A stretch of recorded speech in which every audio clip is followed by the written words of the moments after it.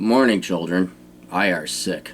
And it's an injustice that I get sick. It's this summer still. You're supposed to get sick in winter, and I got cold. Ironically, the best thing for it was I went running.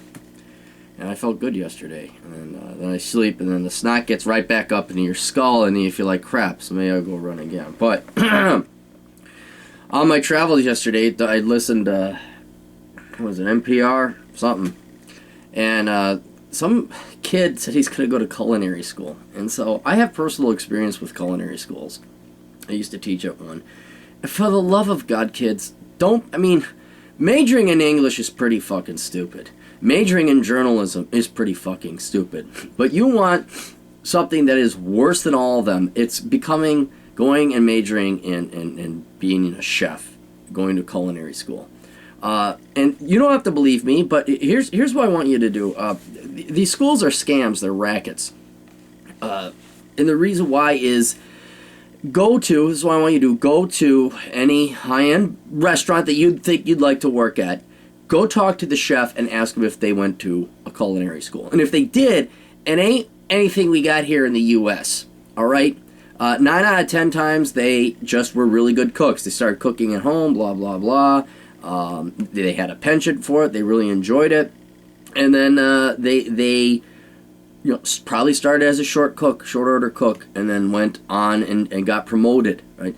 You dropping, gosh, what is it? I think 37 grand, maybe even 50 grand nowadays. I don't know.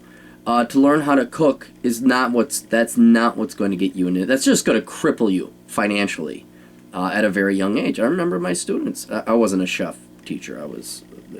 We made them get liberal arts credits. You have to get your.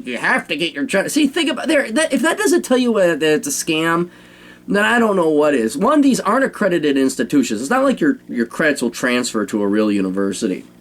But what should tell you it's fake is if their concern is to teach you how to cook, but they still make you take these bullshit prerequisite classes. They're just killing time. They're making you give you more money for tuition. That's what it is. It's a huge money-making operation. Not that it shouldn't be. Companies, schools included, should make a profit. But not off of suckers like you.